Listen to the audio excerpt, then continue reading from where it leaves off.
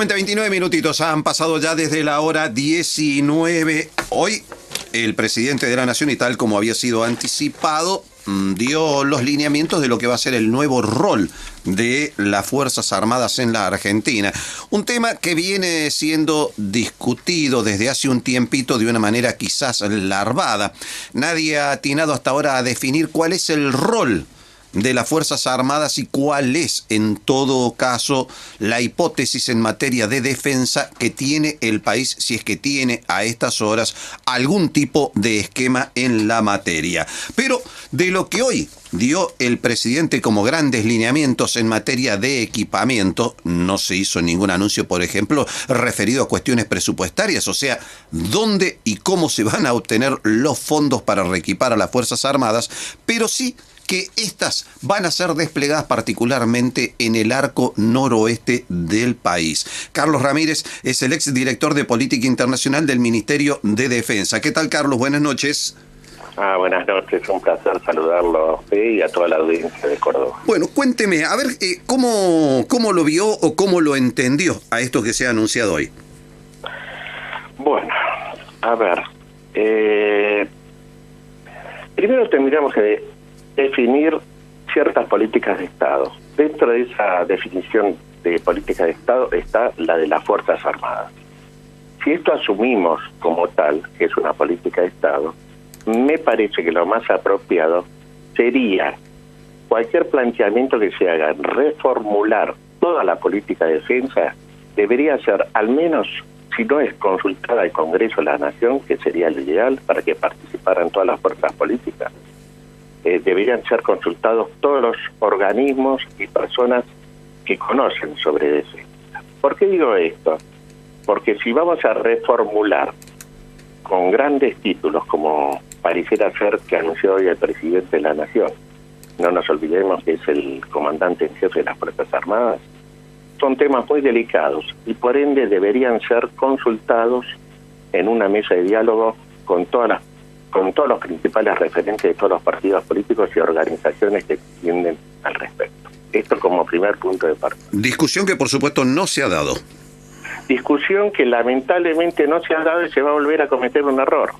¿Por qué digo esto? Porque hoy el presidente, supongamos que tiene la mejor de las intenciones de hacer una reformulación en lo que hace las Fuerzas Armadas, puede llegar a terminar su mandato en el 2019 y venir otro presidente y derogar el decreto que saca el presidente actual. Entonces no estaríamos ante una modificación de una ley donde asumiríamos todas las responsabilidades de los distintos partidos políticos en encarar el tema a fondo. Por eso digo que debería ser consultado esto, por lo menos en el Congreso de la Nación. ¿Hola? Sí, lo estoy escuchando. Bien. De acuerdo a la información, en principio bastante vaga de lo que se tiene en esta nueva reformulación, hay temas que llaman la atención y merecen ser más explicitados. Por ejemplo, el programa o el tema diciendo una gran verdad. Cualquier reformulación que se haga en el tema de las Fuerzas Armadas está pegado o asociado a un tema de orden presupuestario. Uh-huh. En una situación tan crítica, de ajuste tan fuerte como es el que va a padecer nuestro país, yo quisiera saber de dónde van a salir los fondos. Porque no solamente en un desplazamiento de fuerzas hacia la frontera norte, que en principio pareciera ser que son nada más que 500 efectivos, y a lo largo de 1 año y medio, 2 años se completaría con cerca de 5.000 efectivos, todo esto produce gastos. No solamente gastos de traslado, de viático, de combustible, de permanencia en el lugar, la infraestructura adecuada para que estén nuestros efectivos cubriendo la zona del norte, que de por sí es muy hostil y que la conoce perfectamente la Gendarmería. Para decir de verdad, la Gendarmería es la que debería cumplir esta función y no el Ejército. Claro. Es otro tema de discusión. Históricamente ha sido así. Es claro, justamente, porque si no estamos superponiendo funciones o ocupando funciones que no le corresponden a nuestras Fuerzas Armadas como a las Fuerzas de Seguridad. Pero bueno, al margen de esto, que también es un tema que hay que saltarlo en una discusión, definitivamente, está el tema de equipamiento. Es decir, cómo se van a mover nuestros muchachos en estas zonas. Podemos tener vehículos que están en buen estado y en pésimo estado, como ocurre actualmente. Y esto es un tema presupuestario. Ni hablemos en el tema de custodia de, como dijo el presidente, en lo que hace el mar argentino. Bueno, hacen falta naves. La flota de mar está destruida prácticamente. ¿Cómo se va a hacer este control? Ni hablemos en el tema del espacio aéreo. Bueno, ahí lo detengo. No tiene aviones. Pero lo detengo, Carlos, ahí porque es muy interesante esto, porque se habla de un ejército del aire, digamos, sí. Y esto, creo inferir, habla de crear un arma que absorba lo que sería hoy la Fuerza Aérea, lo que sería la aviación de la Armada por el otro costado y lo poco que tiene en la materia el ejército. Pero ahí estamos hablando, si es que esto se hiciera, de una necesidad presupuestaria que se mide en miles de millones de dólares. Así es. Y este tipo de equipamiento no es como ir a un supermercado, me gusta ese avión, lo compro y me lo llevo. Años. Esto se hace por encargo, se hace con diseños especiales, las entregas no son inmediatas. Es decir, bueno, entonces, ¿en qué vamos cayendo? Que para hacer un diseño y un rol de las Fuerzas Armadas tiene que ser muy bien analizado y discutido por gente que sepa, y no dejarlo exclusivamente en manos, con todo respeto lo digo, de un Estado Mayor conjunto o de los militares que pueden tener mucha experiencia, pero en la diagramación y en lo que va a ser la política hacia adelante debería tomar parte las diferentes fuerzas políticas. Claro, pues si hubiera un proyecto en esto, a lo mejor está el proyecto, pero por lo menos hoy no se lo enunció. Se habla, por ejemplo, de la recuperación del parque, ya sea de vehículos, naves o lo que fuere, que pueda ser reparado y modernizado. Pero caramba, se debió tener por lo menos un inventario de ese material para que sepamos qué es lo que vamos a reparar y en qué condiciones. No, ese inventario existe porque le aclaro, cada vez que se hace un cambio de autoridades, cada jefe de la fuerza, le digo esto por experiencia porque he participado, hace una exposición muy detallada de cómo está el parque, tanto de material como de municiones y la infraestructura que tiene cada cuarto. De ahí, lamentablemente, como venimos sabiendo, y esto no puede ser negado por nadie, es totalmente obsoleto. Es decir, nosotros tenemos material de hace 30, 40 y hasta 50 años. Yo me acuerdo que usted, en un reportaje que me hizo con motivo de los desfiles del 9 de julio, hizo una apreciación muy importante, que es el tema de la producción para la defensa. Sí. Si mal no recuerdo. Bueno, este es otro tema a poner en la discusión, es decir, la capacidad y la industria de defensa que deberíamos tener como país. ¿La queremos tener o no la queremos tener? Porque tenemos astilleros, tenemos fábricas de aviones, fábricas de tanques. Teníamos, porque, por ejemplo, disponer de medios mecanizados en un país de la extensión territorial de Argentina es fundamental, y yo no sé si los medios mecanizados con que contamos todavía están funcionando o están guardados convirtiéndose en chatarra. No, se están convirtiendo en chatarra y oxidándose. Claro. Se lo puedo asegurar. Pero ahí existía una posibilidad de hacer convenios con países limítrofes en la fabricación de ciertos elementos rodantes, y esto ha quedado trunco. Es decir, lo hace Brasil con su industria metalmecánica en lo que hace a todo el tipo de rodamientos. Brasil produce hasta un carro de combate pesado que está más o menos al nivel de los más importantes del mundo. Exactamente, y nosotros tenemos capacidad como para asociarnos y hacer algo parecido, pero no lo estamos haciendo. Chile ni hablar en la diferencia que tenemos en equipamiento con él. Es decir, yo creo que son puntos muy importantes, hay que tomarlos con la seriedad, y no solamente anunciar grandes títulos de reformas que creo que lamentablemente no van a tener mucho éxito, porque no solamente prima, insisto nuevamente, un tema de orden presupuestario y presupuestario muy importante para un equipamiento de una fuerza militar, acá y en cualquier parte del mundo, sino también me preocupa cuando hablan de de la localización de unidades militares, bueno, que tienen una enorme importancia en el interior de nuestro país. Pero ahí estamos hablando además de un capital que tienen las Fuerzas Armadas, que tienen en su poder cantidades enormes de hectáreas en distintos lugares del país. Ahí estamos hablando de otra cuestión muy delicada. Sí, que hay que manejarla con mucho cuidado, porque no vaya a ser cosa que el producido de esas ventas no lleguen a la parte interesada, que serían las propias fuerzas para reequipamiento, sino en los valores que se llegarían a sacar por dichas ventas, que serían infinitamente menores al precio real de plaza. ¿Qué quiero decir con esto?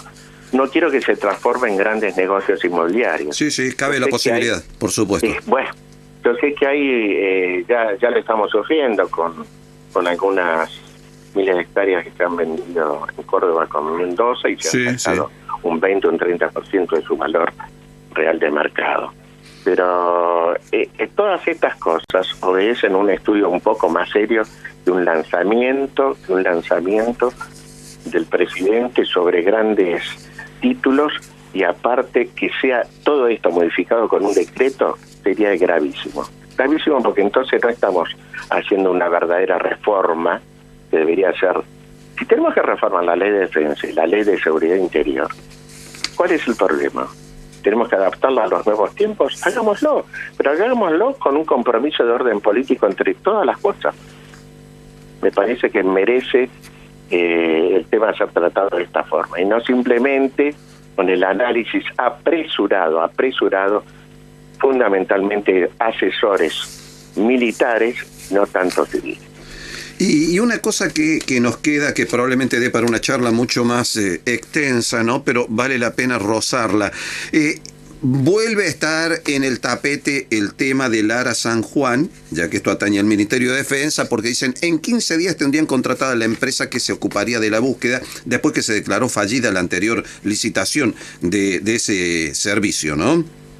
Sí, esto es muy lamentable, porque después de 8 meses le han tirado el problema a los propios familiares para que intervengan en lo que sería la contratación de la futura empresa, lo cual es responsabilidad del Estado argentino, del propio Ministerio de Defensa, haber solucionado este tema.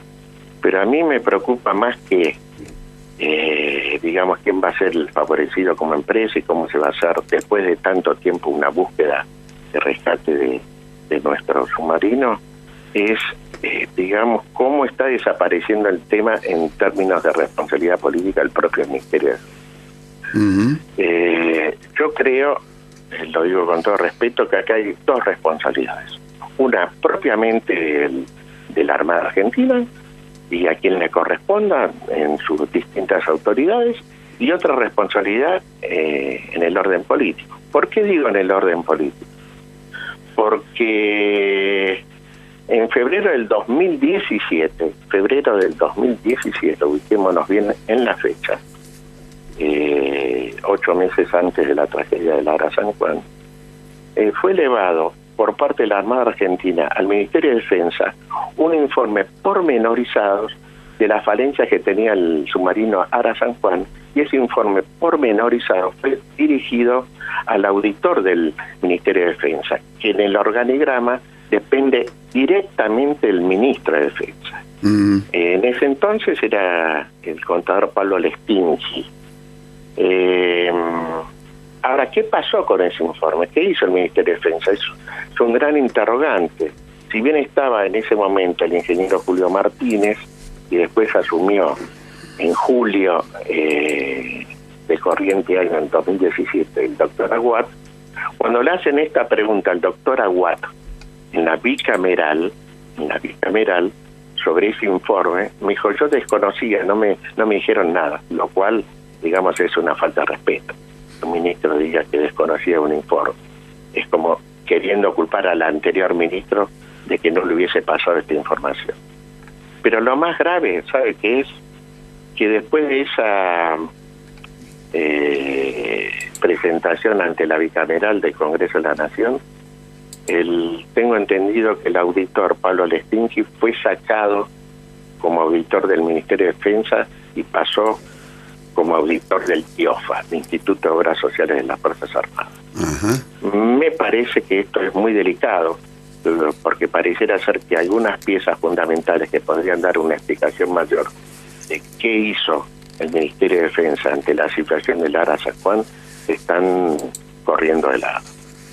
Pero también, y esto lo digo en potencial, hay otro tema muy delicado que ustedes deberían saberlo. Desde el punto de vista periodístico sería interesante hacer las averiguaciones correspondientes. Habría un informe de la CIGEM sobre malversación de fondos en la Universidad de la Defensa.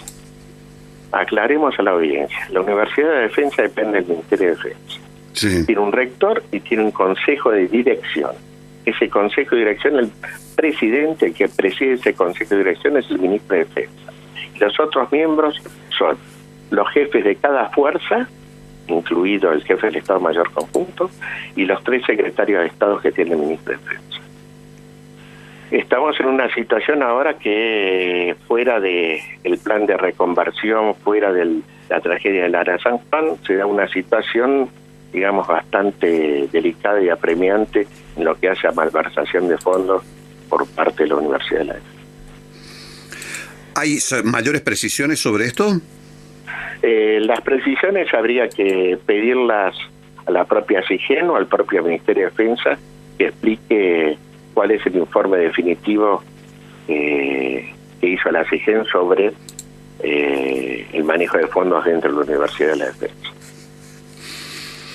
Carlos Ramírez, le agradezco el habernos atendido. No, el agradecido soy yo y siempre a la disposición de ustedes. Hasta pronto, que tenga buenas noches. Hasta luego, gracias.